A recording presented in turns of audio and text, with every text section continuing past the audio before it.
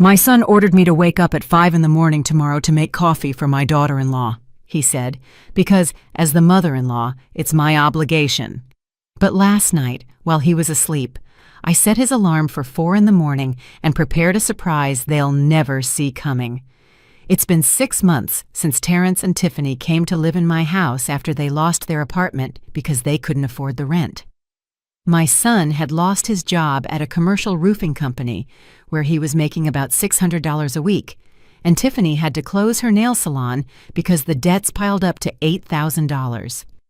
They arrived with 2 huge suitcases and a shoebox full of unpaid bills, promising it would only be temporary until they could get back on their feet financially. Welcome to my Voices of Auntie May.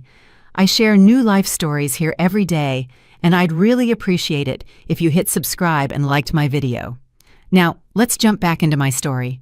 I'm sure you'll love it if you keep listening till the end.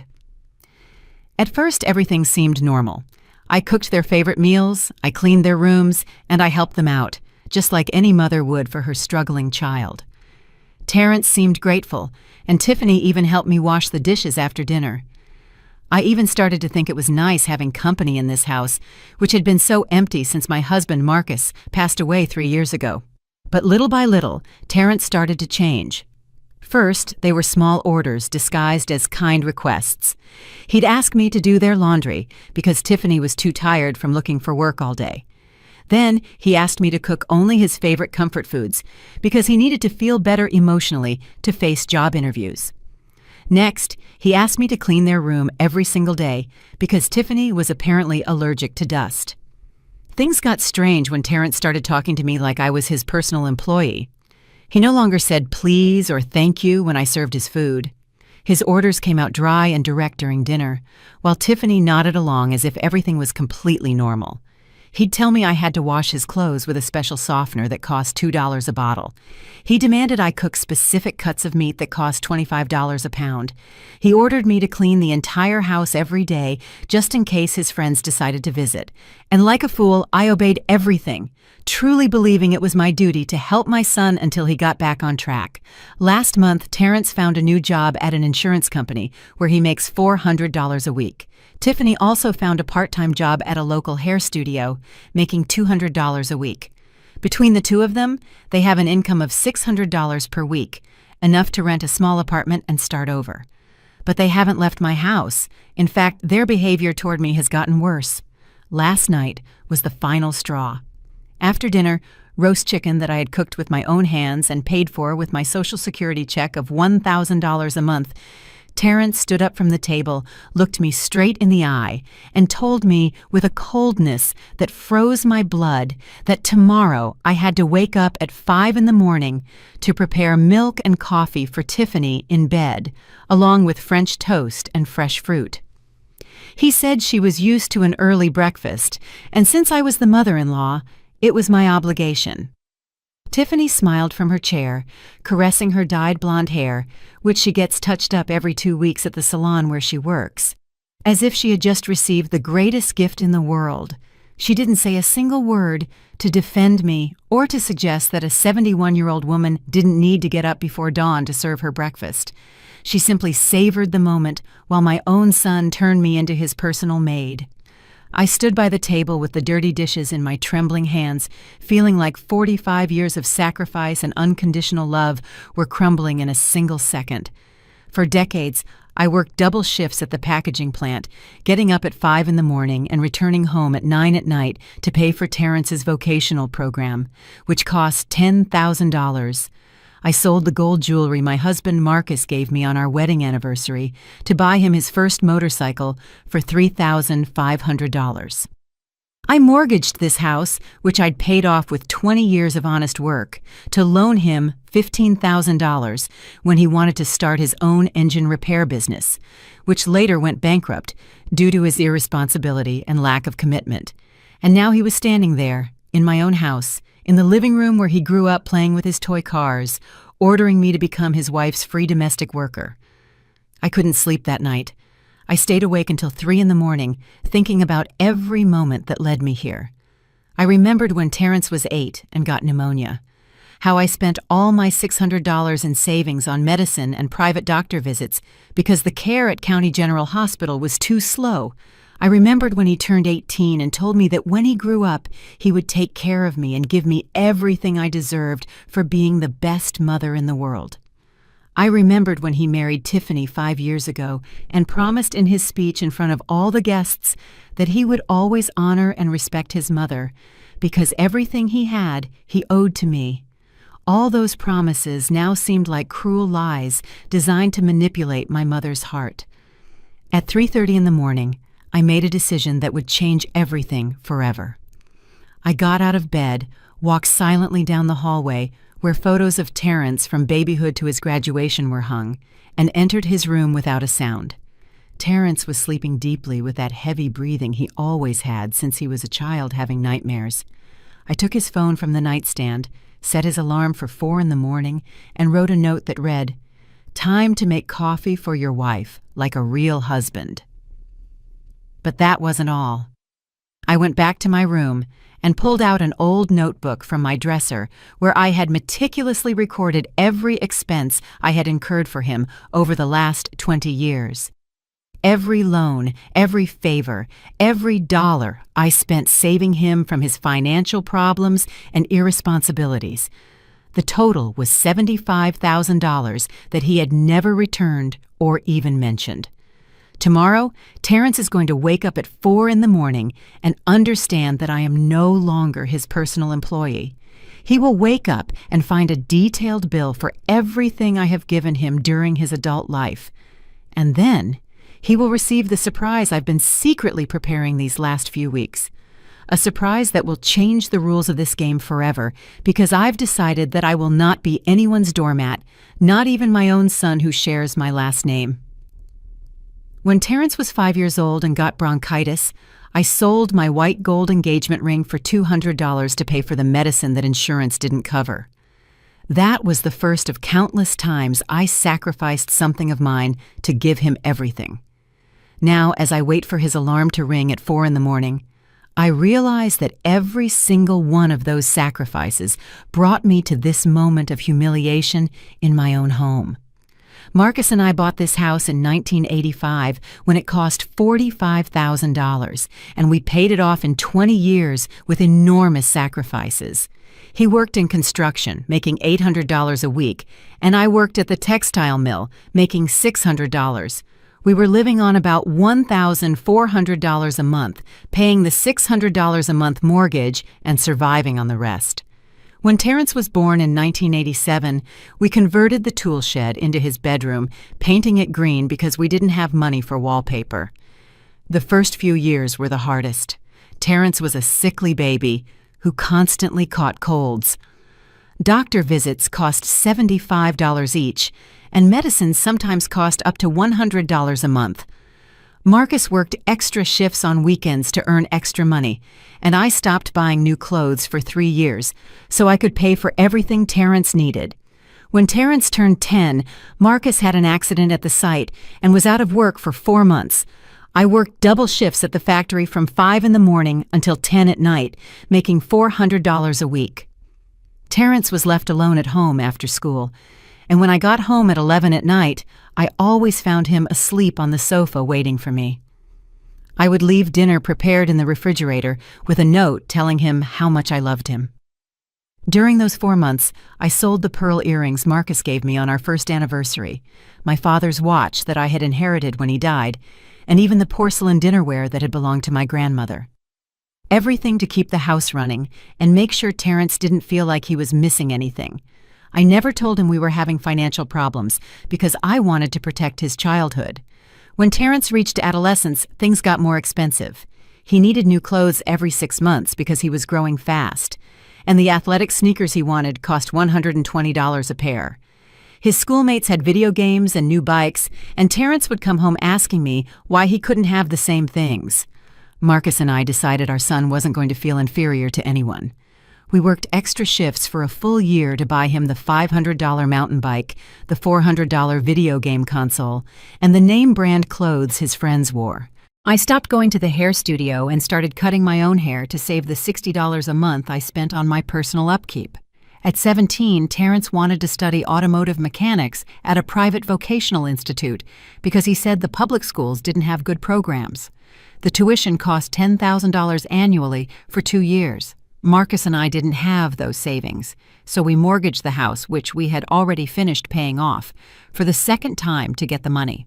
We signed papers that committed us to paying $400 a month for 15 years. Terrence studied mechanics for 2 years, but he never graduated because in the last semester he decided he didn't like getting his hands dirty with motor oil. He dropped out of school 3 months before finishing, and the $20,000 we had paid was completely lost. When I asked him why he hadn't finished, he told me he had changed his mind and now wanted to work in sales because it was easier and he could earn more money. At 20, Terrence got a job at a local used car lot where he earned $300 a week plus commission. He fell in love with a Honda motorcycle that cost $3,500 and asked me to lend him the money because the bank wouldn't give him credit since he had no credit history. Marcus had already died of a heart attack the year before, and I was living alone on my widow's pension of $1,000 a month. I sold the gold jewelry Marcus had given me during our 25 years of marriage, the wedding earrings, the bracelet from our 10th anniversary, and the necklace he gave me when Terrence was born. In total, I got $2,800. I gave the $2,500 to Terrence for his motorcycle and kept $300 for personal expenses. Terrence promised to pay me $50 a month until the debt was paid off, but after 6 months, he stopped giving me money, claiming he had too many expenses and would pay me back when he had a better job. He never returned a single penny of that loan. At 23, Terrence met Tiffany at a nightclub and fell madly in love. Tiffany worked as a manicurist at a cheap salon and made $200 a week. Terrence wanted to impress her by taking her to expensive restaurants and buying her costly gifts that he couldn't afford on his salary. He started asking me for loans every 2 weeks. $50 for a romantic dinner, $80 for perfume, $40 for a dress Tiffany wanted. During the first year of their courtship, Terrence borrowed more than $3,500 from me for his dates with Tiffany. I gave it to him because I thought I was helping my son be happy and build a solid relationship. I never imagined I was financing an irresponsible man who didn't understand the value of money or honest work. When Terrence decided to marry Tiffany, he asked me to help with the wedding because her parents didn't have the financial resources. The celebration they wanted cost $15,000. The banquet hall, the food for 100 guests, the wedding dress, the groom's suit, the flowers, the music, and the cake. I had $8,000 saved from my pension over 3 years, but it wasn't enough. I mortgaged my house for a third time to get the remaining $7,000. I signed papers that committed me to paying $400 a month for 20 years, money that represented more than half of my monthly pension. But I wanted Terrence to have the wedding of his dreams and start his marriage in the best possible way. The wedding was beautiful. Terrence looked very sharp in his $700 black suit, and Tiffany looked like a princess in her $2,500 white dress. During his speech, Terrence publicly thanked me in front of all the guests, saying that everything he had in life he owed to his mother, that I was the most generous and self-sacrificing woman in the world, and that he would always care for and protect me. All the guests applauded emotionally, and I cried tears of joy, thinking my son had finally understood the value of everything I had done for him throughout his life. 5 years later, Terrence is standing in my kitchen, ordering me to wake up at 5 in the morning to serve his wife breakfast in bed, as if I were his personal domestic employee. All those sacrifices, all those sleepless nights working to give him the best, all those moments when I put his needs before mine, brought me to this point where my own son treats me as if I were invisible, as if everything I did for him never happened. But this morning, everything is going to change because I'm not the same woman who sold her jewelry to buy him toys anymore. I'm no longer the mother who sacrificed in silence, waiting for gratitude that never arrived. After Terrence ordered me to prepare Tiffany's breakfast in bed, I started to notice strange small details in their behavior that made me realize my suspicions about their true intentions were correct.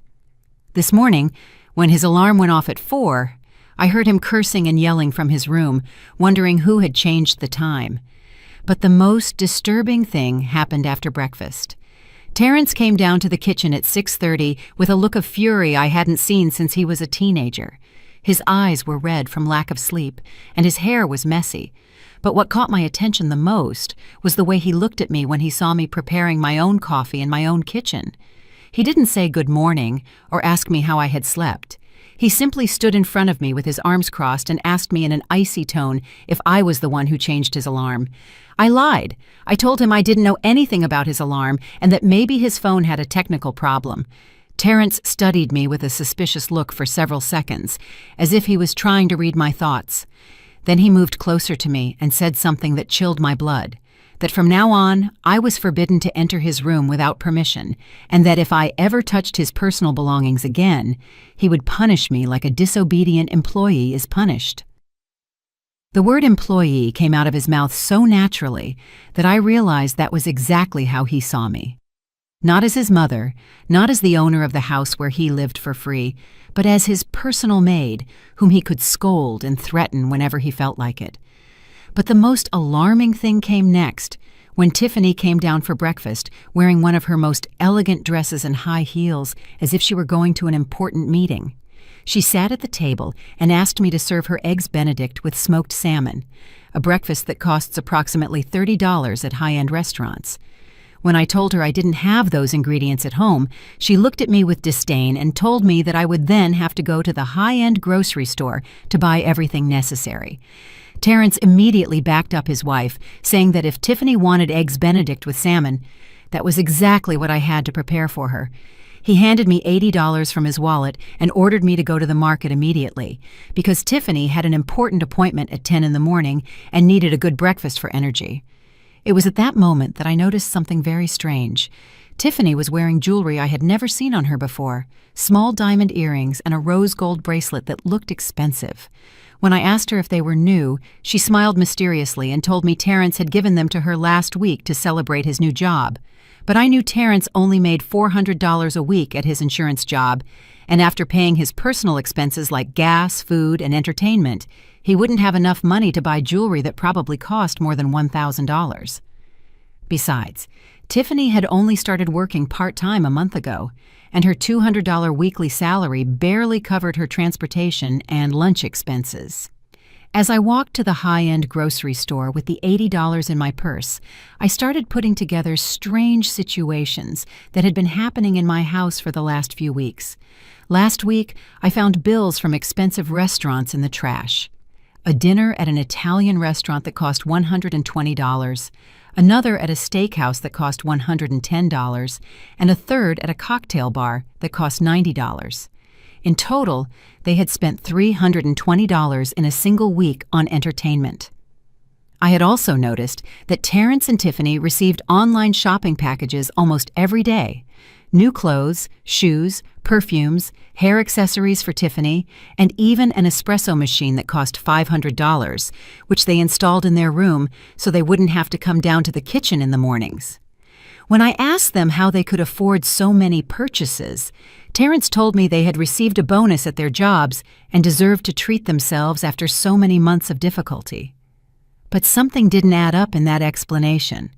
If they had so much extra money for expensive restaurants and unnecessary purchases, why were they still living in my house without paying any rent, utilities, or food? Why hadn't they moved into their own apartment, as they had promised when they arrived? At the grocery store, while buying the smoked salmon, which cost $35 a pound, and the ingredients for the hollandaise sauce, I realized that Terrence and Tiffany had found the perfect situation, living for free in a comfortable house with a free domestic worker who cooked, cleaned, and catered to their every need, while they spent all their income on personal luxuries and entertainment. When I returned home, I heard voices in Terrence's room and decided to listen from the hallway. Tiffany was talking on the phone with someone, and what I heard confirmed my worst suspicions. She was telling the person on the other end of the line that she had found the perfect way to save money for the trip to Europe they wanted to take in December. By living with the mother-in-law, they didn't have to pay rent, utilities, or food, and they also had full 24-hour domestic service. Then I heard Tiffany's cruel laugh as she told her friend how Terrence had managed to convince me that it was my obligation as a mother-in-law to attend to her like a queen. She literally said that I was so naive and manipulative that they could probably stay in my house for years without paying anything while they saved all their money for a down payment on a house of their own in the future. The most painful part was hearing Tiffany say that Terrence had calculated they could save $1,800 a month living with me for free, and that in 2 years, they would have enough money for the down payment on a $200,000 house. Essentially, they were using my home as their personal savings plan, and they were using me as their free domestic employee. When I finished preparing the Eggs Benedict with salmon and took them to Tiffany on an elegant tray, she didn't even thank me. She took the first bite, made a face of disgust, and told me that the hollandaise sauce was too thick and that I had to prepare it again because she couldn't eat it like that. Terrence, who was sitting in bed checking his phone, looked up and told me that I better learn to cook properly because Tiffany had a refined palate and couldn't eat poorly prepared food. He ordered me to go back to the kitchen and make another sauce and not to return this time until it was perfect. I went down to the kitchen with the tray in my trembling hands, feeling the humiliation burn inside me like acid. While preparing the second hollandaise sauce, I understood with total clarity that Terrence and Tiffany had no intention of moving out of my house. They had turned my home into their personal hotel with free, full service, and they had turned me into their private maid. But what they didn't know was that during those 2 hours, it took me to go to the grocery store and prepare their gourmet breakfast. I had made a decision that would change everything. I wasn't going to continue being the silent victim of their selfish and cruel plan. That afternoon, when Terrence and Tiffany left the house for their respective jobs, I took out my phone book and looked up the number for Brenda Hayes, my old neighbor who had moved downtown last year. Brenda had been my confidant during the hardest years after Marcus died, and I knew she was the only person who would tell me the truth without sugarcoating the words. It was time to ask for help and advice because I couldn't face this situation, which had grown larger than my capacity for tolerance, alone. I called Brenda Hayes that afternoon while Terrence and Tiffany were at work, and what she told me on the phone opened my eyes in a way I never imagined possible. Brenda had gone through a similar situation with her older son 5 years ago, and she told me details that made me realize I wasn't the only mother who had been turned into a free domestic worker by her own children. Brenda explained that when adult children return home to live with their mothers after financial failures, they often develop a mentality that they deserve to be treated like hotel guests, especially if the mother is a widow living alone. She told me she had seen cases where children went to the extreme of charging their own mother's rent to live in the houses they themselves had paid for over decades. When I told her about the order to wake up at 5 in the morning to make coffee for Tiffany, Brenda fell silent for several seconds. Then she said something that hit me like a hammer, that this wasn't the behavior of a son going through temporary difficulties, but of a manipulator who had found the perfect way to live without responsibilities while emotionally exploiting his mother. Brenda suggested that I start documenting everything that was happening in my house. She told me to write down every order they gave me, every expense they made me incur, and every sign of disrespect I received in a notebook. She also advised me to start investigating my legal rights as the owner of the property where they lived without paying rent. That night, after serving the dinner, which consisted of $25 a pound roast beef that Terrence had specifically demanded, I started my documentation notebook. I wrote down the date, time, and described every event of the day: the changed alarm, the order for the gourmet breakfast, the $35 salmon purchase, the humiliation of having to redo the hollandaise sauce, and the conversations I had overheard about their savings plans at my expense. The next day, things got considerably worse. Terrence came home from work at 5 in the afternoon with a completely different attitude. He sat in the living room of my house, as if he owned the place, and called me over to talk to him. When I approached, he handed me a handwritten sheet of paper and told me he had prepared a list of my new responsibilities as a housekeeper. The list included things that seemed completely irrational to me. Wake up every day at 5 in the morning to prepare Tiffany's gourmet breakfast. Clean their room every day, including making the bed and hand-washing her underwear. Iron all their clothes on Sundays. Do the grocery shopping every Tuesday and Friday. Buying only high-quality ingredients. Cook 3-course dinners every night and keep the house impeccable 24 hours a day in case of unexpected visitors. But the most outrageous thing on the list was the last point, that I had to ask permission before using the television room after 7 at night, because that was the time Terrence and Tiffany wanted to have privacy to relax after their workdays. When I finished reading the list, I looked up and saw Terrence waiting for my response with an expression of authority that was completely unrecognizable. This wasn't the child I had raised with so much love and sacrifice. This was a stranger who had decided to turn his own mother into his personal employee. I asked him if he was serious, and Terrence answered with a coldness that cut my breath. He told me that he and Tiffany had been very generous with me by allowing me to live in the same house as them, but if I wanted to continue enjoying their company, I had to understand my place and my responsibilities. Tiffany appeared at that moment, coming down the stairs, dressed in a new outfit that had probably cost $200. She approached Terrence, kissed him on the cheek, and looked at me with a smile that seemed sweet, but had something malicious in her eyes. She asked me if I had reviewed the chore list, and when I said yes, she told me she hoped I understood that they needed a certain level of comfort and service to feel comfortable in the house. Then, Tiffany added something that left me speechless. She told me she had talked to her married friends about the situation, and they had all confirmed that it was completely normal for mothers-in-law to take care of their daughters-in-law when they lived in the same house. She said that in well-organized families, each person had their specific function, and my function was to ensure that she and Terrence had everything they needed to be happy and productive. That night, while washing the dishes from the dinner that had cost $60 in special ingredients, I realized that Terrence and Tiffany had carefully planned this conversation.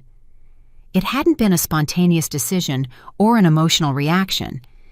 They had strategically thought about how to formalize my position as their domestic employee, even creating written rules to ensure I completely understood my new status in my own house. The next day, I began secretly following Brenda's instructions about documenting everything. I noted that I got up at 5 in the morning to prepare Tiffany's breakfast, that I spent $22 on special ingredients, that I cleaned her room for an hour, finding expensive clothes scattered everywhere, and that Terrence scolded me because I hadn't vacuumed under his bed. I also started looking for information online about my rights as the homeowner. I discovered that in our state, when adults live on a property without paying rent and without a formal contract, they are technically considered tenants at will, and the owner can ask them to leave with 30 days prior notice. But the most important thing I discovered was that there were lawyers specializing in cases of family financial abuse, which is exactly what was happening to me. I found the phone number of a law office that offered free consultations for older people in situations of domestic exploitation. That Friday, Tiffany asked me to organize a special dinner for 6 people because she was going to invite her friends over to show off the house. She told me she wanted to serve a 4-course meal with imported wine and calculated the ingredients would cost approximately $150. She handed me the money and told me she expected the food to be at the level of an elegant restaurant. While buying the expensive ingredients Tiffany had demanded, I realized that this dinner wasn't really to impress her friends with the food. It was to impress them with the fact that she had a mother-in-law who served her like a maid. Tiffany wanted to show off her new social status where she didn't have to cook, clean, or worry about household chores because her mother-in-law took care of everything. That night, while serving the elegant dinner that had taken 6 hours to prepare, I heard Tiffany telling her friends how comfortable her new life was. She told them she was very lucky to have married a man whose mother understood the importance of keeping the family happy and together.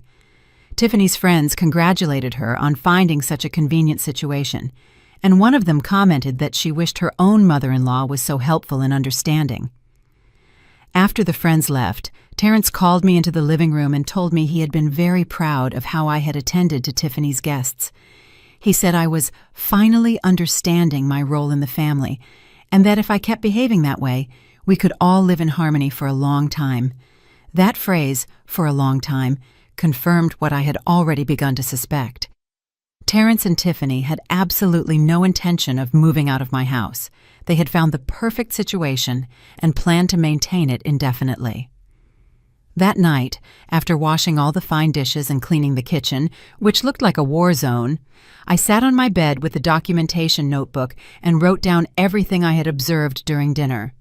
I also noted the comments I had heard and the expressions of satisfaction on Terrence and Tiffany's faces. But the most important thing I wrote was my final decision. The following Monday, I was going to call the lawyer specializing in family financial abuse to schedule a free consultation. I had endured enough humiliation and exploitation in my own home. It was time to seek professional legal help to reclaim my dignity and my home. On Monday morning, after serving the gourmet breakfast, which had already become a humiliating routine, I called the law firm I had found online and scheduled an appointment for that same afternoon. But before I could leave the house, I received a completely unexpected visit that changed everything. Brenda Hayes appeared at my door with a serious expression on her face and a manila folder under her arm. Brenda told me she'd been thinking about our phone conversation all week and had decided to investigate a few things about Terrence and Tiffany on her own. She asked me to sit down in the kitchen because she had very important information to share with me, information I needed to know before making any legal decisions. The first thing Brenda showed me was a series of printed photos she had taken with her phone from her car the previous weekend. The photos clearly showed Terrence and Tiffany leaving a luxury car dealership on Saturday afternoon. In one of the photos, Terrence was signing papers next to a red sports car that definitely cost more than $30,000.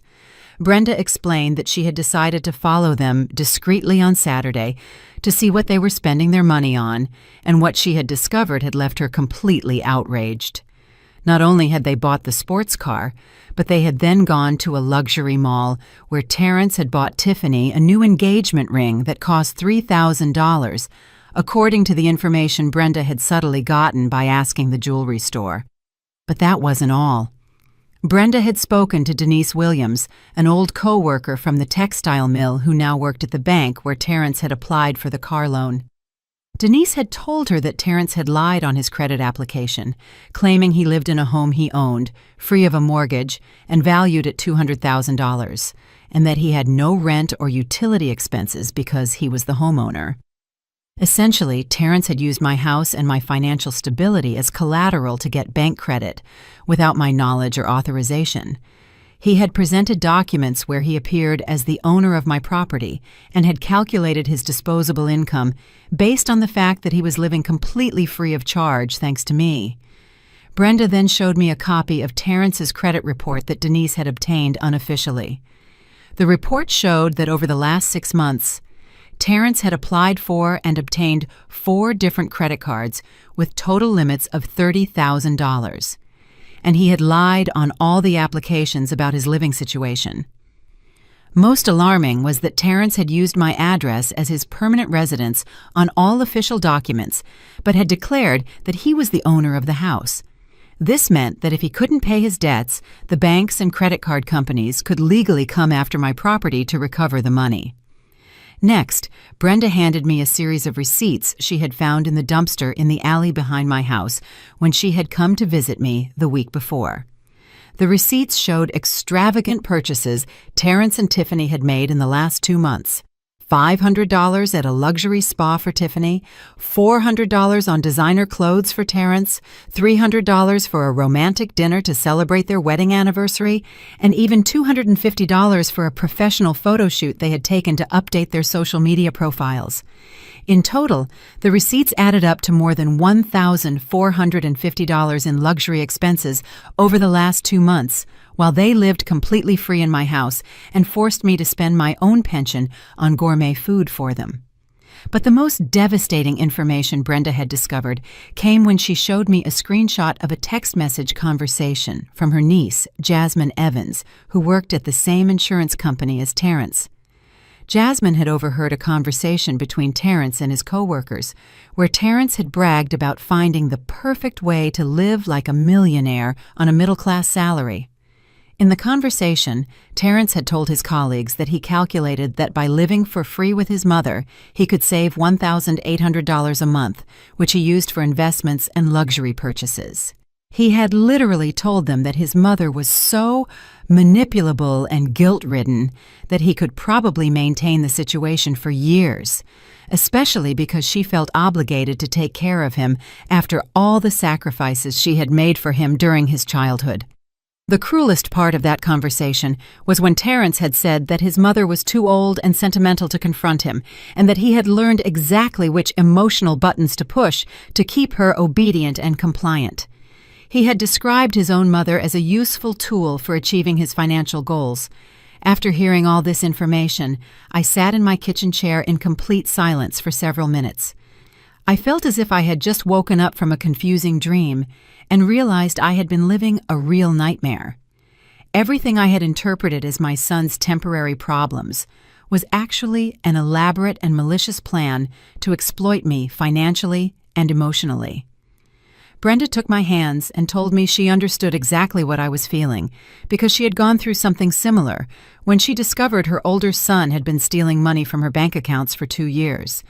She told me the hardest thing about these situations is accepting that the children we raised with so much love can become capable of hurting us so deeply. But then Brenda told me something that gave me strength, that I had more power than I thought to change this situation. She explained that as the legal homeowner, I had the absolute right to ask them to leave, regardless of whether they were my family. She said that a mother's love didn't mean accepting abuse, and that protecting myself was not selfishness, but survival. Brenda accompanied me to the appointment with the lawyer that afternoon.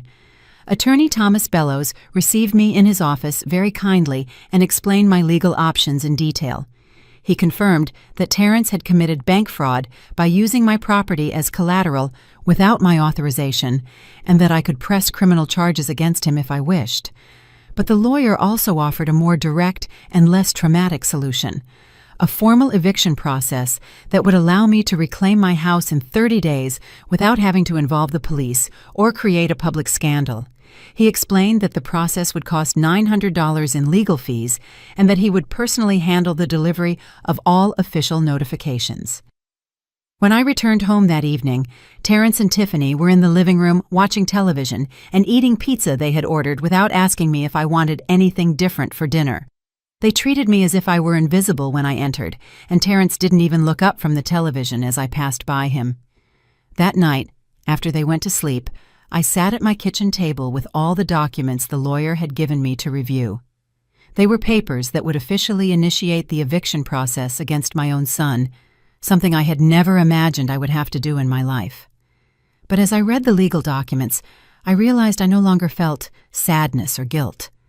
What I felt was a cold, clear determination. Terrence had made the decision to turn me into his victim, and now I was making the decision to stop being one. The next day, while Terrence and Tiffany were at their jobs spending the money they saved thanks to my free hospitality, I went to the bank and withdrew $900 from my savings account. Then I returned to Attorney Thomas Bellows' office and signed all the necessary papers to initiate the eviction process. The lawyer assured me that the documents would be delivered to Terrence and Tiffany on Friday afternoon and that they would have exactly 30 days to vacate my property. He also explained that during those 30 days, they could not retaliate against me or damage the property because that would constitute an additional crime. That night, I ate dinner alone in my kitchen for the first time in 6 months, and it was the quietest and most satisfying dinner I had had in a long time. The days that followed after signing the eviction papers were the strangest of my life because for the first time in 6 months, I had to act as if nothing had changed while I waited for Friday to arrive for Terrence and Tiffany to receive the legal notice. During those days, I developed an inner calm I had never felt before, as if I had finally found my own voice after years of silence. On Tuesday morning, when Terrence woke me up by yelling from his room that I had forgotten to prepare Tiffany's milk and coffee at 5 in the morning, I simply got up, went to the kitchen, and prepared the breakfast without saying a word. But as I poured the milk and toasted the French bread that Tiffany had specifically demanded, I felt completely different. I was no longer the desperate mother trying to please her ungrateful son. I was a woman who had taken control of her situation and was executing a plan.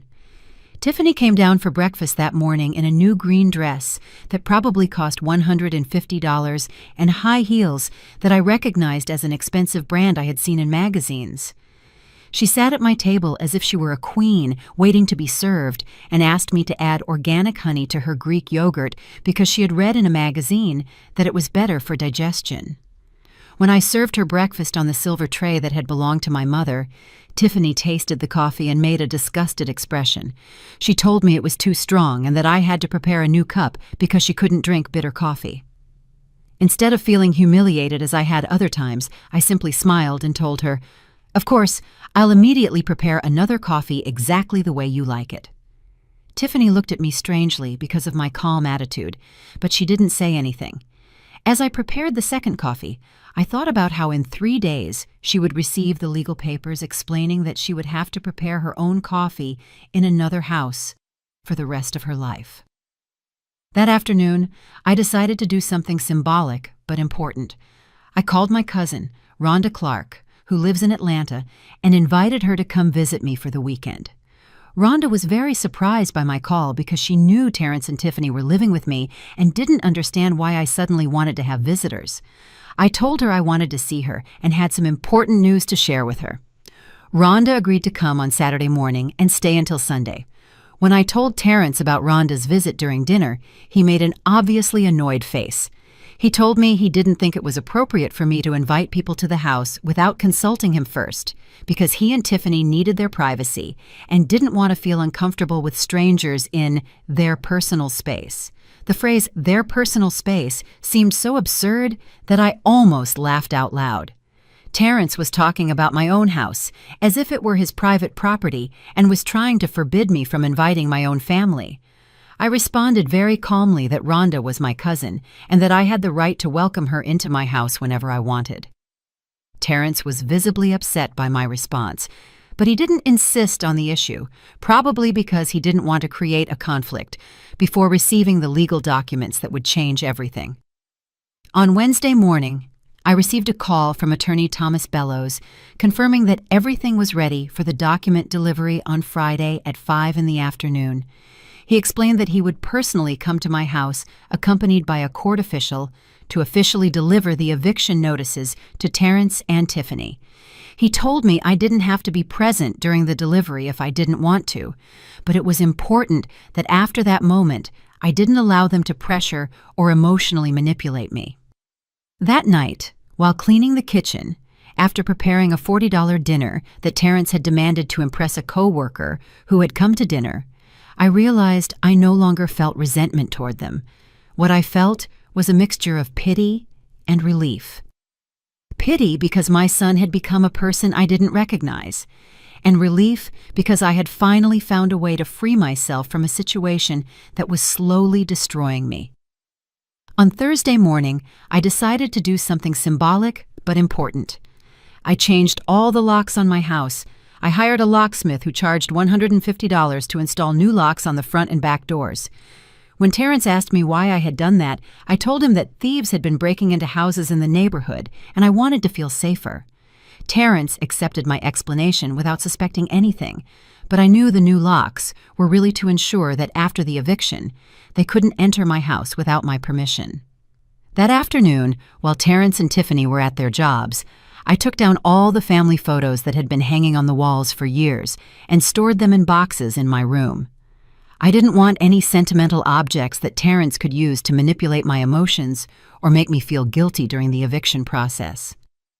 I also reviewed all the important documents for the house and made sure they were stored in a safe deposit box I had bought the year before. The house deed, my will, my insurance policies, and all my bank papers were secure where Terrence couldn't find them or take them during the move. On Thursday night, Terrence came home with a strangely cheerful attitude. During dinner, he told me that he and Tiffany had been thinking about staying to live with me permanently because they had discovered that family life was much more comfortable and economical than living alone. He said they had calculated they could save enough money in 2 years to buy their own house, and in the meantime, we could all continue living together in harmony.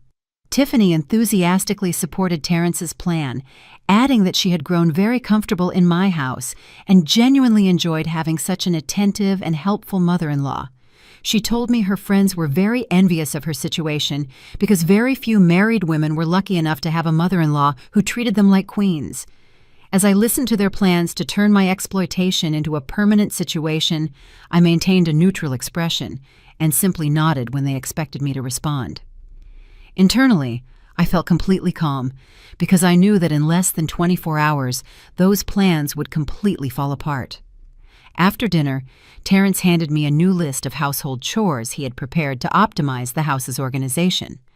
The list included specific times for each activity: deep cleaning on Mondays, grocery shopping on Tuesdays, laundry on Wednesdays, window cleaning on Thursdays, and preparing special meals on Fridays. He had also added new responsibilities like cleaning their cars once a week and keeping the garden perfectly trimmed. I took the list, read it completely, and told Terrence it was very detailed and that I would study it carefully. He smiled, satisfied, thinking he had managed to completely formalize my position as his permanent domestic employee.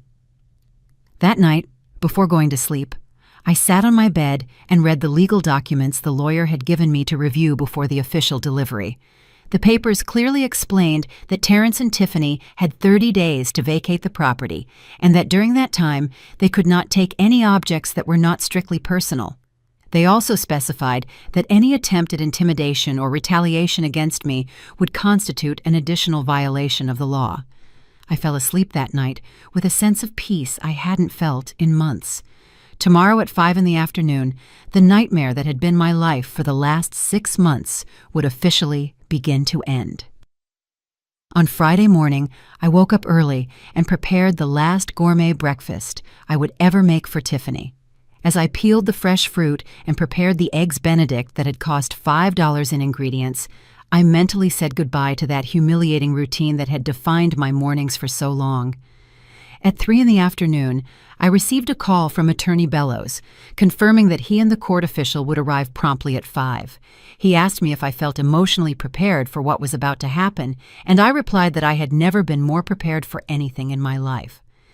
At exactly 5 o'clock on Friday, when the doorbell rang and I saw Attorney Thomas Bellows standing at my door next to the court official, I felt a mixture of nervousness and determination that reminded me of the day I signed my divorce papers from my first marriage 40 years ago.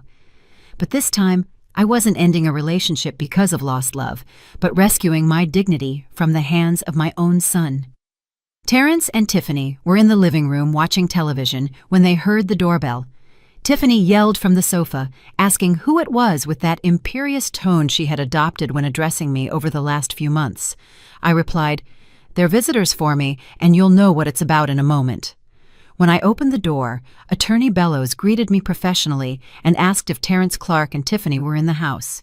I confirmed that they were, and he asked me to call them to the door because he had official documents to deliver to them personally. Terrence appeared first, walking with that casual attitude he had when he thought everything was under his control. When he saw the lawyer and the court official, his expression changed immediately. He approached the door with a confused look and asked me what was going on. I simply told him, "These people have something important to tell you." Attorney Bellows formally introduced himself and handed Terrence the manila envelope with the eviction documents. He explained that Terrence had 30 calendar days to vacate the property, along with all his belongings, and that if he did not comply voluntarily with the order, a forced eviction would proceed, which would include police intervention. Terrence took the envelope with trembling hands and opened it immediately. As he read the documents, his face went from confusion to shock, and then to a fury I had never seen on him in my entire life. He looked up at me and shouted, "Are you responsible for this?" I replied very calmly, "Yes, I hired the attorney to reclaim my house." At that moment, Tiffany came running from the living room, asking what was happening and why Terrence was yelling. When Terrence showed her the legal papers, Tiffany became completely hysterical. She started screaming that this had to be a mistake, that I couldn't kick them out of the house because they were family, and that surely someone had made a legal error. The court official patiently explained to Tiffany that there was no mistake, that the documents had been correctly processed by the court system, and that as tenants at will, without a lease or legal rights to the property, they were required to comply with the eviction order. Terrence looked at me with an expression that mixed disbelief and betrayal. He asked me, "How could you do this to your own son after everything he's done for you?" The irony of that question was so absurd that I almost laughed. I replied, "Precisely because you are my son, I expected you to treat me with respect in my own house, and you chose to turn me into your free domestic employee." Tiffany interrupted, screaming that I was an ungrateful old woman, that they had been very generous by keeping me company in my empty house, and that without them I would be completely alone and depressed. She told me I should be thankful.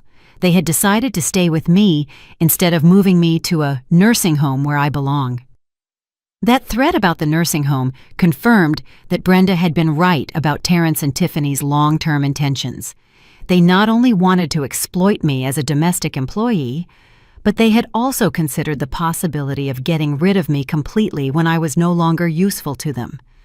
Terrence tried to change strategy and adopt a more emotional tone. He told me he understood they might have made some mistakes in living together, but those problems could be resolved by talking like a civilized family. He pleaded with me to cancel the legal process and give them another chance to prove they could live together in harmony. I replied that they had already had 6 months of opportunities and had chosen to turn every day into a humiliation for me. I told him, "A son who forces his 71-year-old mother to wake up at 5 in the morning to serve breakfast in bed to his wife does not deserve another opportunity." Attorney Bellows explained that they had the right to seek legal counsel if they wanted to dispute the order, but that as occupants without contractual rights to the property, they had very few legal options available.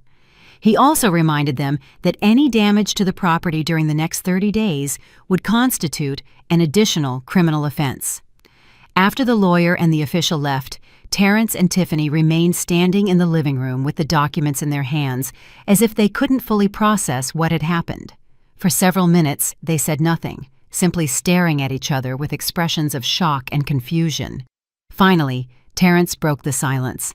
He told me I had made the biggest mistake of my life, that after this, he would never forgive me, and that when I was old and sick, I couldn't count on him for anything.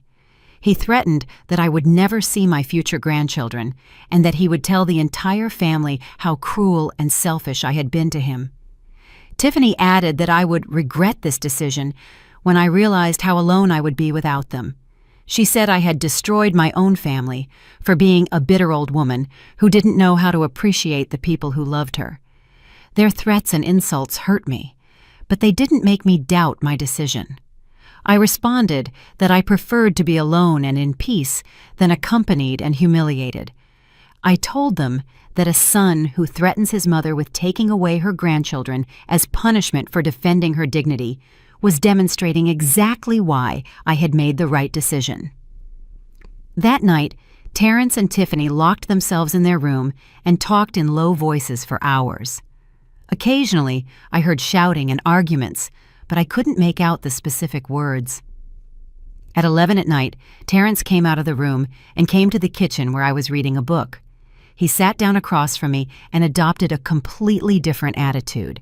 With a soft, controlled voice, he told me he had been thinking about the whole situation and realized that perhaps they had been too demanding of me. He apologized for having been insensitive to my feelings and promised that if I canceled the eviction, they would completely change their behavior. Terrence proposed a new arrangement where they would pay $600 a month in rent, take care of their own meals and cleaning, and treat me with the respect I deserved as his mother and the homeowner. He said they had learned a very important lesson about gratitude and family consideration. I told him I appreciated his apologies, but it was already too late for negotiations. I explained that their behavior over the last 6 months had shown me who he really was, and that last-minute apologies couldn't erase months of deliberate humiliation. Terrence insisted for over an hour, alternating between emotional pleas and promises of radical change. He reminded me of all the happy moments of his childhood, talked about the importance of keeping the family together, and assured me that Tiffany was also willing to apologize and completely change her attitude. But I remained firm in my decision. I told him that the 30 days the law had given him were more than enough to find a new place to live, and that I hoped he would use that time productively instead of trying to manipulate me into changing my mind. When Terrence realized he wouldn't get me to change my decision, his mask of repentance completely dropped. He told me that I had become a selfish, heartless woman, that I had lost love for my own son, and that he would do everything possible to ensure I paid the consequences for my cruelty. I replied that the only consequences that mattered to me were recovering my peace and my dignity in my own house. I told him he had 30 days to leave, and that after that, he could live his life however he wanted, but away from me. I went to sleep that night feeling a mixture of sadness and relief. Sadness because the relationship with my son had reached this point of total breakdown, but relief because I had finally taken control of my own life. The following days after the delivery of the legal documents were like living in a cold war zone inside my own house. Terrence and Tiffany oscillated between desperate attempts at emotional manipulation and direct attacks designed to make me feel guilty and change my decision.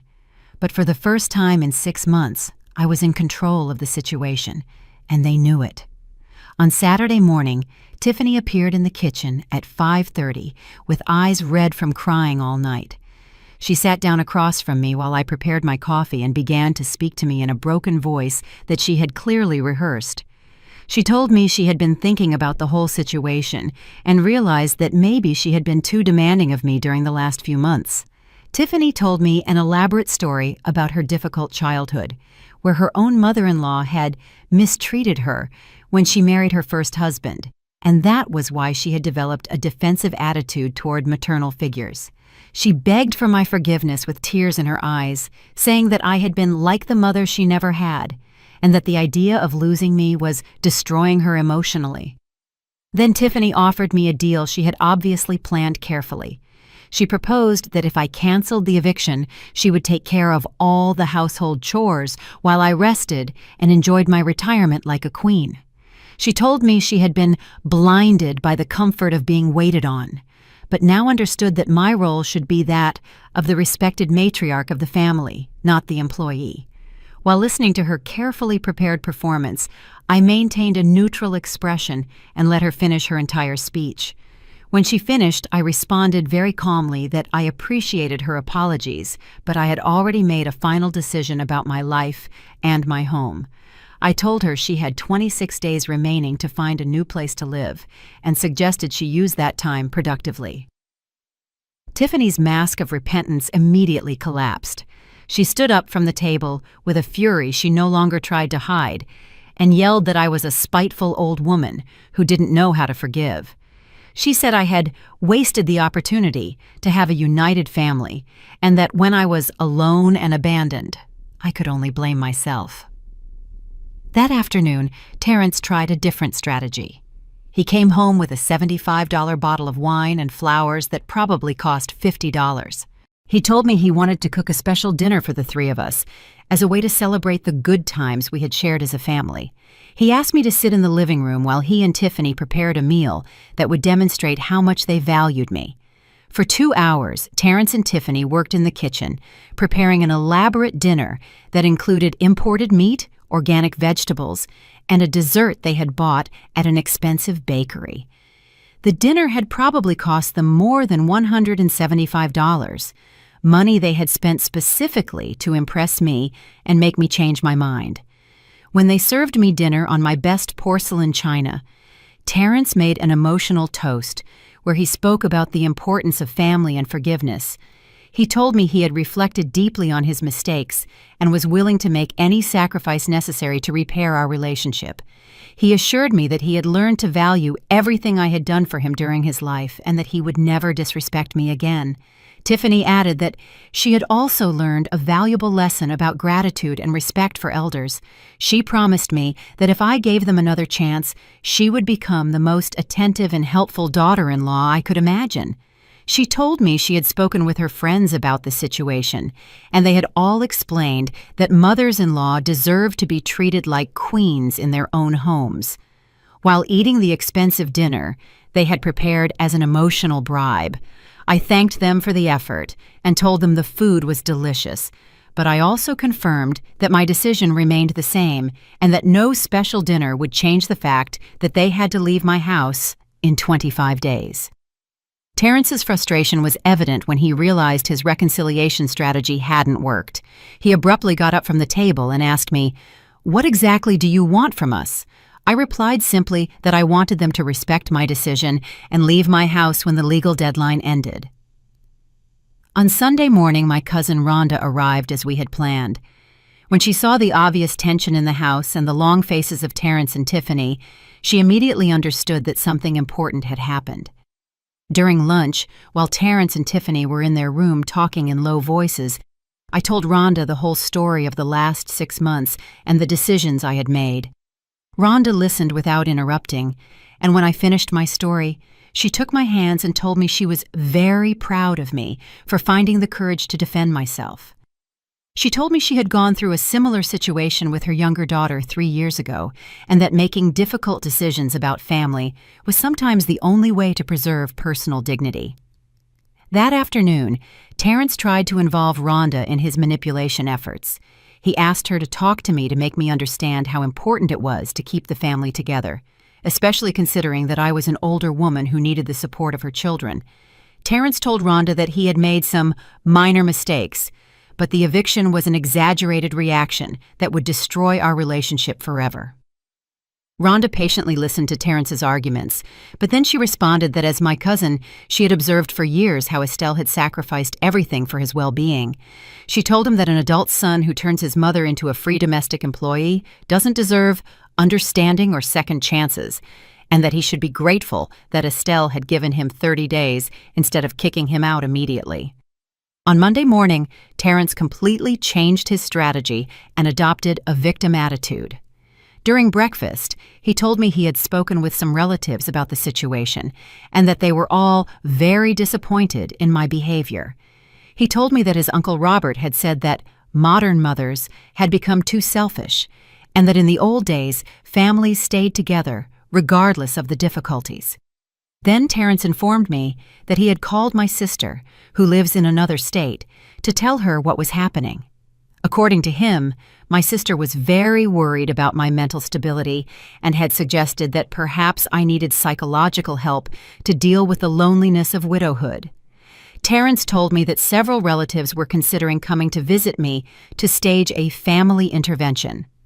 That manipulation, using other relatives, bothered me more than all the previous ones because Terrence was trying to create a narrative where I was the irrational villain and he was the innocent victim.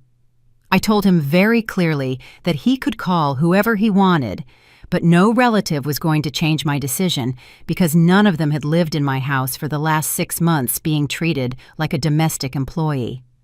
On Tuesday, Terrence adopted a strategy of financial intimidation.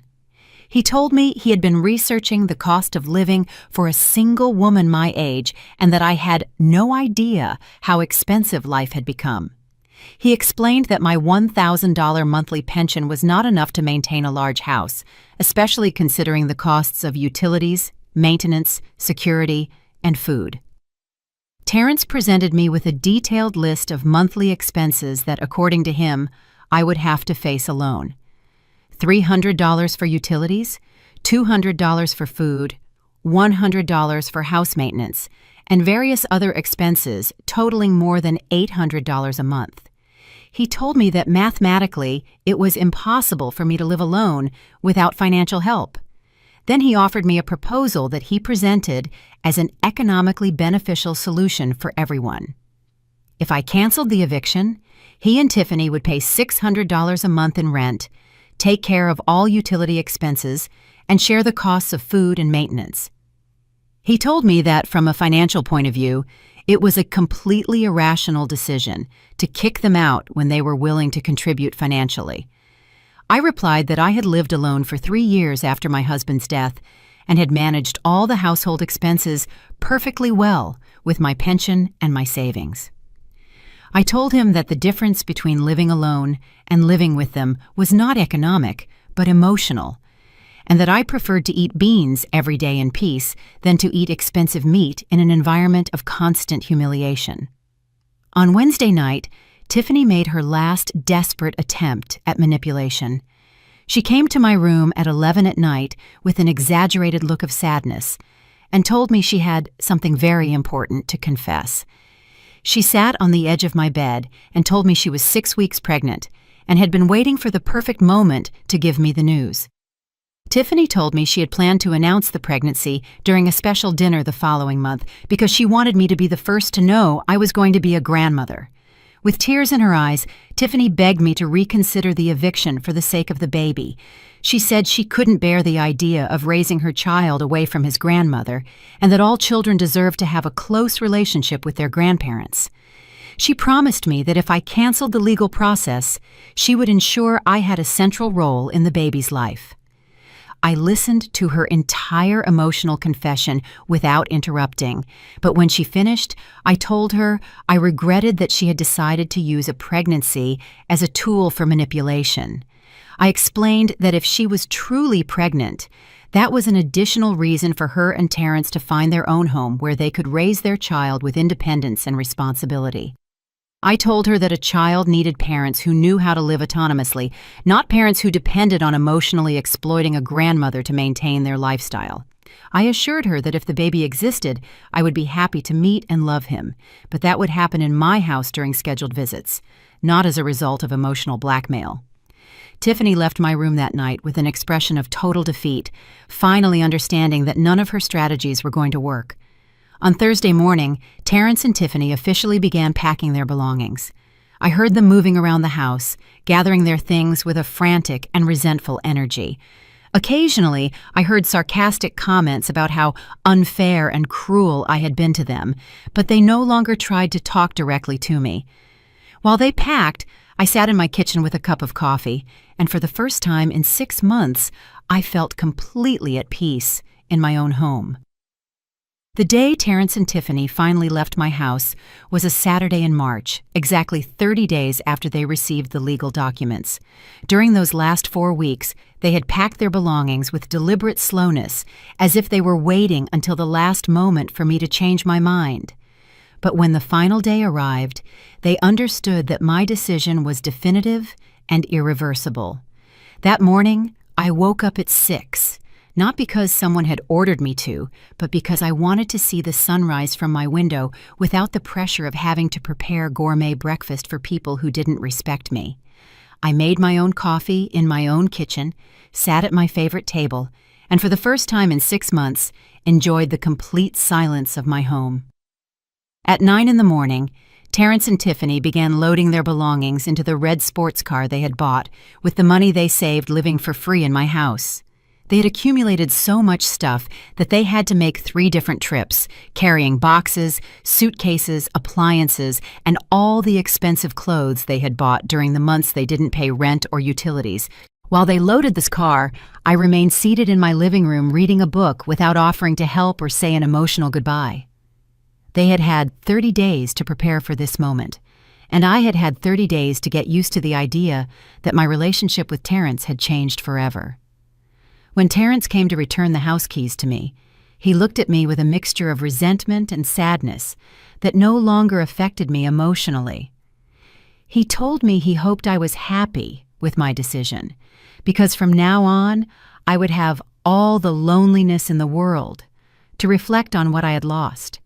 He assured me he would never forgive me for choosing my personal comfort over the well-being of the family. I replied that I was completely at peace with my decision and that I wished him the best in his new independent life. I told him that the doors of my house would always be open for him to visit me as my son, but they would never again be open for him to treat me as his domestic employee. Tiffany then approached with the room keys and also handed me a handwritten list of all the expenses that, according to her, I owed them for improvements they had made to the house. The list included the $500 espresso machine they had installed in their room, the new curtains they had bought for the living room, and even the cost of the paint they had used to touch up some walls. I took the list, read it completely, and handed it back to her, telling her that all those improvements had been made without my authorization and for their own benefit. Therefore, I had no obligation to reimburse them for anything. I explained that when someone lives for free in a house for 6 months, any money they spend on improvements should be considered a minimal contribution rather than a reimbursable investment. After handing over the keys, Terrence and Tiffany left without saying goodbye. I watched them drive away from my living room window, and the only thing I felt was a deep relief and a sense of freedom I hadn't experienced in a long time. In the following weeks, my life changed completely. I no longer had to wake up at 5 in the morning to serve gourmet breakfasts. I no longer had to spend my pension on expensive food for ungrateful people.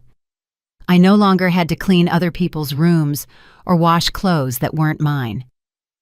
For the first time in 6 months, my time belonged entirely to me. I began to rediscover activities I had abandoned during the months of domestic exploitation. I went back to reading novels in the afternoons, resumed my passion for gardening, and even started taking painting classes at the neighborhood community center. With the money I no longer spent on gourmet food for Terrence and Tiffany, I could afford small personal luxuries like magazines, new books, and art supplies. I also started receiving visits from friends and family who had avoided coming to my house during the months Terrence and Tiffany lived with me. Brenda came for coffee every Wednesday. My cousin Rhonda visited me every 2 weeks, and even my neighbor Denise Williams started stopping by in the afternoons to chat in the garden. A month after the eviction, I received a call from Terrence. He told me he and Tiffany had rented a small apartment that cost them $1,200 a month and were having financial difficulties paying the rent, utilities, and food. He asked me for a $1,000 loan to help them with the moving expenses in their new home. I replied that I regretted their financial difficulties, but it was no longer my financial responsibility to solve their adult problems. I suggested that he reduce his spending on entertainment and unnecessary purchases and learn to live within his real means. I told him that was an important lesson he should have learned a long time ago. Terrence was upset by my refusal and told me I had completely changed, that I had become a cold and insensitive woman. I replied that I hadn't changed. I had simply stopped allowing myself to be emotionally exploited. I explained that a mother's love did not mean constantly rescuing an adult child from the consequences of his own irresponsible decisions. 2 months after the eviction, Tiffany called me to tell me she was truly pregnant and wanted me to be present in the baby's life as a grandmother. She invited me to lunch at a restaurant to talk about how we could rebuild our family relationship now that there was a grandson involved. I accepted the invitation because I genuinely wanted to meet my future grandson, but I made my conditions very clear. I told her I would be happy to be a loving grandmother, but that would happen on my terms and in my house during scheduled visits. I explained that I would not become a free babysitter or a domestic employee again, no matter how many grandchildren they had. Tiffany accepted my conditions because she needed financial and emotional support during the pregnancy, but I could see in her eyes that she hadn't truly learned the lesson. She still thought she could eventually manipulate me back into the previous situation, using the baby as an emotional tool. 6 months after reclaiming my house, my life had found a balance and peace I hadn't felt in years. I had learned that setting clear boundaries was not cruelty, but emotional survival. I had discovered that chosen solitude was infinitely better than toxic company, and I had understood that true love for children sometimes requires letting them face the consequences of their actions. Now, when I wake up every morning in my own house, at the time I decide to prepare the breakfast I want to eat, I feel grateful for having found the courage to defend myself. I am no longer anyone's free domestic employee. I am Estelle Clark, a 71-year-old woman who recovered her dignity and her home. To all the women who are listening to me and who may be going through similar situations, I want to tell you that it's never too late to stand up for yourself, that a mother's love doesn't mean accepting abuse, and that we deserve respect in our own homes, no matter how old we are. If my story helped you reflect on your own lives, you would make me very happy by leaving a comment telling me what you think. And if you know any woman who needs to hear these words, please share this video so it reaches more people who may need to find their own voice. Thank you for joining me in this story, and remember that we are never too old to start a new life.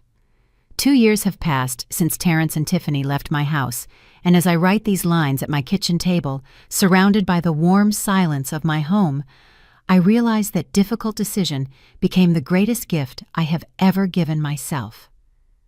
Today is my 73rd birthday, and for the first time in decades, I am celebrating it exactly how I want, with a cup of freshly brewed coffee, a piece of cake I bought just for myself, and the deep satisfaction of knowing that every moment of my day belongs entirely to me.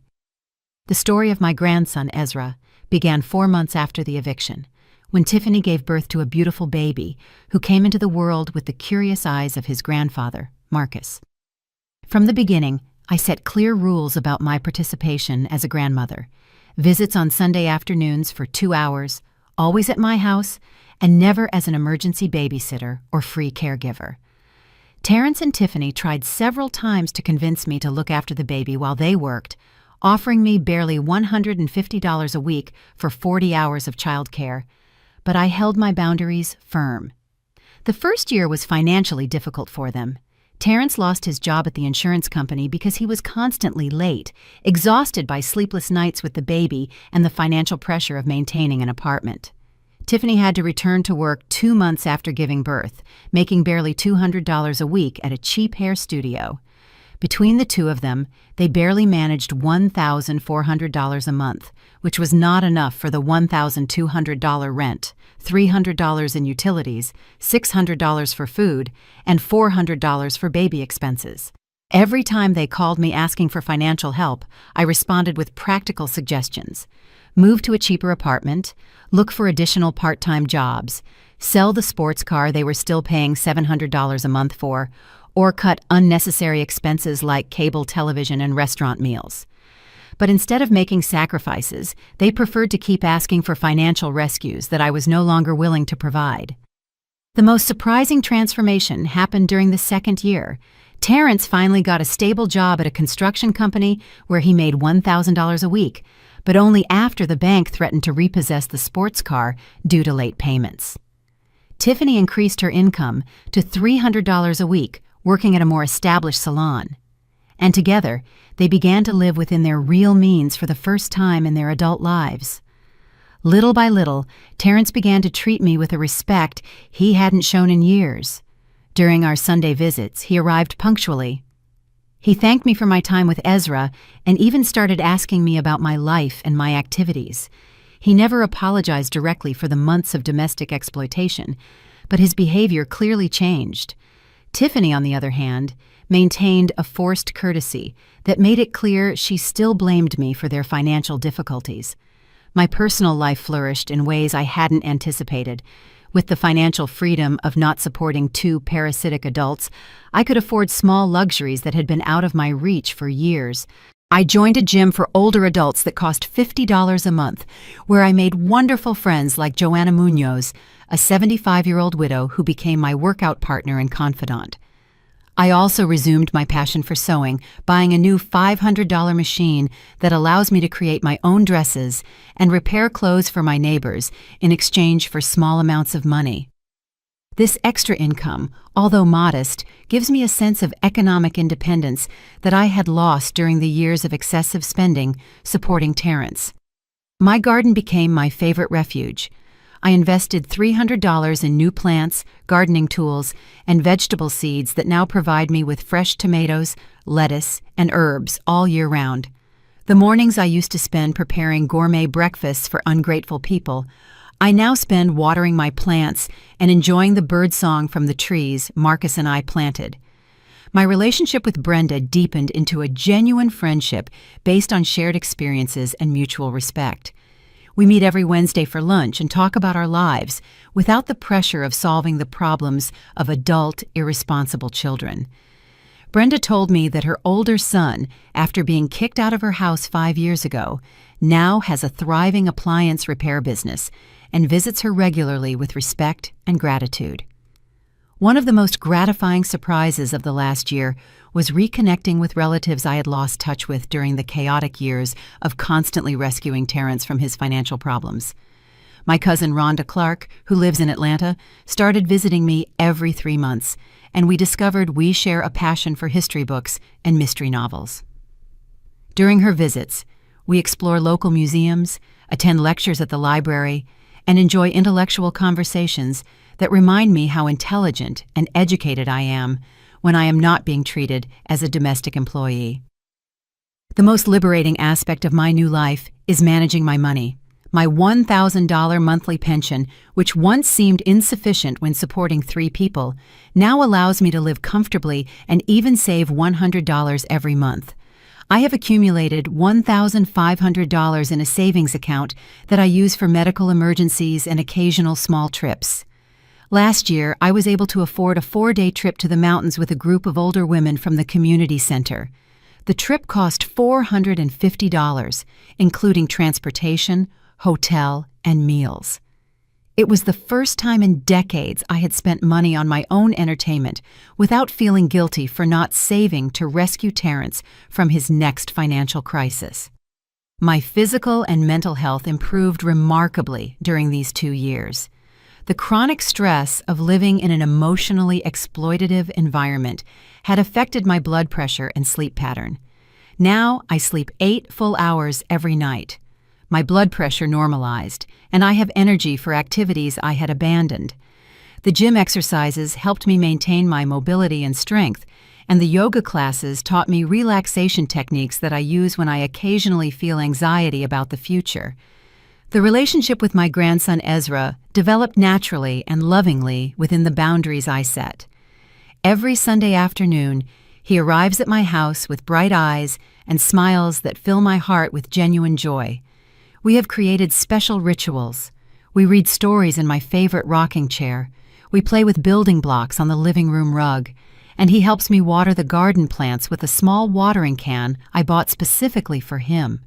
Most importantly, Ezra knows me as his loving grandmother, but not as his emergency caregiver. When Terrence and Tiffany have social commitments or work issues, they look for paid sitters instead of pressuring me to change my plans. This healthy dynamic allows me to enjoy my grandson without the resentment I would have developed if they had turned me into a free caregiver. 6 months ago, Terrence surprised me with a conversation I never expected.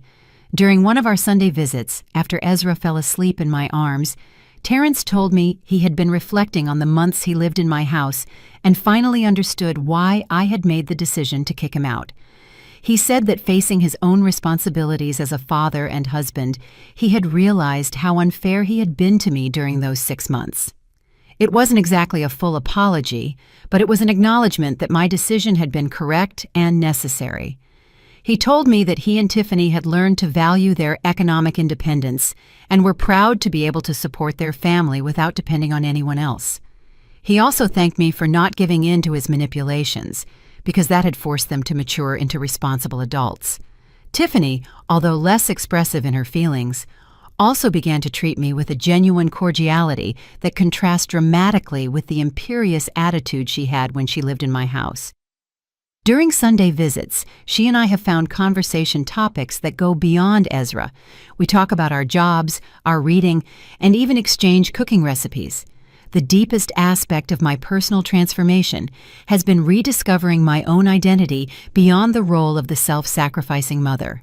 For decades, I defined my personal worth in terms of how much I could give and sacrifice for my son. But now I understand that my emotional well-being and personal dignity are equally important.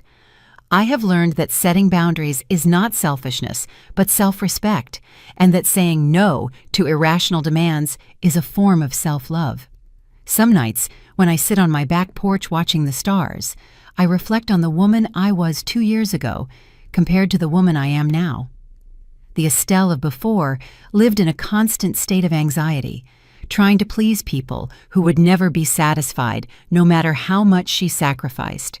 The Estelle of now lives with a deep serenity, knowing that every decision I make is based on my own well-being and values. If I could talk to other women going through similar situations, I would tell them that it is never too late to take back control of their lives, that love for children does not require self-annihilation, and that teaching healthy boundaries is one of the best gifts we can give our families. I would tell them that chosen solitude is infinitely superior to toxic company, and that we deserve respect in our own homes no matter our age. Tomorrow I will start my day as always, waking up when my body is ready, preparing the breakfast I want to eat, and planning activities that bring me joy. Ezra will come on Sunday as always, and we will enjoy our time together on my terms. Terrence and Tiffany will continue building their independent life, and I will continue to be a loving but non-exploitable part of their lives. This is my story of personal liberation, and I hope it inspires other women to find their own voice and worth. I'm really glad you're here and that I could share my story with you. If you liked it, show me by liking the video and subscribing to my channel. Let's see how many of us there are. Write in the comments which city you're watching from and what time it is. I'm so curious to know where all you wonderful people are tuning in from. If you want to support me a little extra, you can also send a small donation. I share new life stories for you every single day, and now 2 of my most popular stories will pop up on the screen so you can choose what to watch next.